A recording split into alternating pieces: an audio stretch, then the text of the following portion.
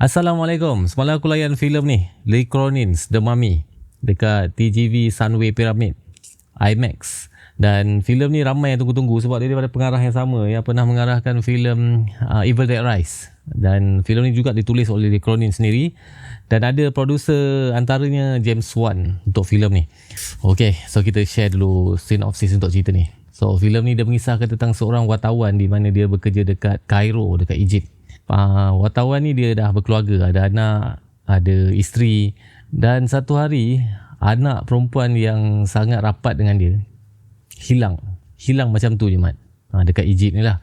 Dan lebih kurang berapa tahun lah, 8 tahun selepas tu diorang ni dah berpindah ke US, tapi diorang dapat panggilan daripada embassy dekat Egypt. Kau bayangkan 8 tahun anak perempuan hilang macam tu je, tak ada berita, tak ada jejak apa-apa. Tiba-tiba embassy kata anak perempuan dia ditemui dan hidup.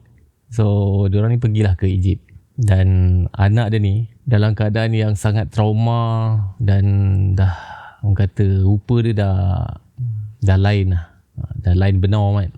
Sebab apa? Sebab anak dia ni ditemui dalam keranda ke panggil, dalam batu. Kau tahulah kalau mami dia simpan dalam keranda dia panggil kot, dalam batu tu. Dan pada awalnya suami isteri ni macam happy lah, sebab anak dia ni ditemui. Tapi bila tengok anak dia tu dah macam mana lah.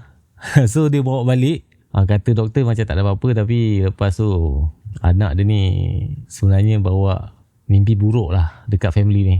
So tu je senang cerita. Aku tengok trailer, dia punya vibe dia tu, dia bukan vibe lah, dia punya, aku ingat perjalanan cerita dia tu macam straightforward je. Mungkin cerita pasal anak dia ni ya jumpa dalam kotak yang simpan mami je, Mumia tu kan. So mungkin anak dia yalah perangai pelik-pelik sikit. Tapi bila aku tengok filem ni, wow, dia punya cara dia sampaikan plot perjalanan cerita tu, aku tak sangka sebaik ni. Dia ada cerita di sebalik dia, dan cerita dia pun, dia punya plot pun, susunan plot dia ada benda yang berlaku. So benda tu yang buatkan kita rasa macam tertarik, rasa macam ditarik sama bila tengok filem ni. Dan filem Lee Cronin's The Mummy ni, kalau korang pernah tengok filem-filem Sam Raimi, dia ada banyak shot-shot yang fast moving camera punya shot. Dalam filem ni pun ada few. Actually ada banyak juga lah. So, dan aku macam teringatkan shot-shot daripada Sam Raimi. Tapi shot dalam filem ni dia lebih serius kalau nak comparekan dengan Sam Raimi punya shot. Dan ada banyak split diopter punya shot juga, guna teknik-teknik split diopter ni, di mana dalam filem-filem dekat Hollywood ni ada few yang gunakan teknik ni lah. Di mana kalau korang tengok ada dua subjek dengan posisi yang berbeza, dia punya kamera dia sepatutnya akan fokus pada satu subjek tapi kalau kau tengok dia fokus kepada dua-dua subjek, sebab dia gunakan teknik split diopter ni. Split diopter ni sama ada guna lens ataupun guna editing Dalam filem ni berlambat-lambat Mat, dan teknik ni sangat berkesan untuk filem-filem yang perlu fokus kepada dua subjek dalam masa yang sama untuk bagi efek yang berkesan kepada penonton. Dan benda tu sangat berkesan dalam filem ni. Sebab tu banyak teknik ni digunakan dalam filem ni.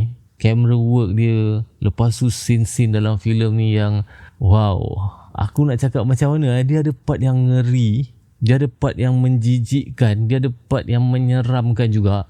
Dan budak perempuan ni pula nampak macam Annabelle sikit pun ada. Muka dia macam pelik, kau tahu tak? Lepas tu bila jumpa for the first time tu, dia macam mana, bercampur bau. Kau rasa seram, kau rasa sayu, rasa sedih. Ada part tu aku nak menangis pun ada. Sebab kau bayangkan kau ada anak perempuan yang sangat rapat dengan kau, tiba-tiba hilang macam tu je, dan ditemui balik tapi dalam keadaan yang sangat menakutkan. Aku cakap tak sempurna tak macam anak yang dia pernah kenal dulu. Dan masa aku tengok semalam filem ni, aku dapat tiket ni. Yang menariknya, ni satu benda yang aku rasa kreatif lah daripada Warner Bros Malaysia. Sebab tiket seating ni, kalau kau tengok seating dia tu, dia guna Morse code Mat. Aku dapat 2 kad semalam. Satu Morse code punya code translator, satu lagi ni The Mummy punya tiket lah. Lepas tu aku dapat Ketik Kuku The Mummy lagi lah.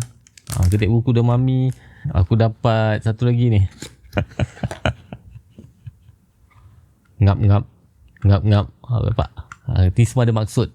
Kalau kau tengok filem ni baru kau tahu apa maksud dia. Kenapa ada gigi ni, ngap-ngap ni, Ketik Kuku, Morse code, semua ada maksud dan sangat kreatif. Yap, macam aku cakap tadi, filem ni memang sangat ganas, ngeri, sedih, sayu, menakutkan dan sangat best lah. Kalau kau berminat filem-filem seram, mistik, cerita pasal mami macam ni, kau akan nampak satu sisi lain dalam filem ni. Dia gabungan cerita seram moden dan juga cerita seram dengan elemen mistik, mitos lah, mistik pula, mitos dalam filem yang sama. Jadi aku boleh cakap memang filem seram yang terbaik aku tonton setakat ni. Sebab memang puas hati, Mat.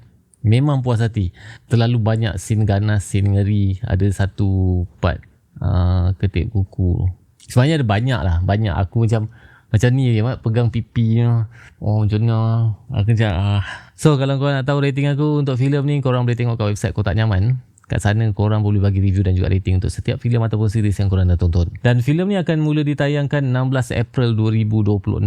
Adakah korang akan pergi tonton filem The Mummy, Lee Cronin's The Mummy ni 16 April 2026 nanti? Cuba komen kat bawah. Nyaman.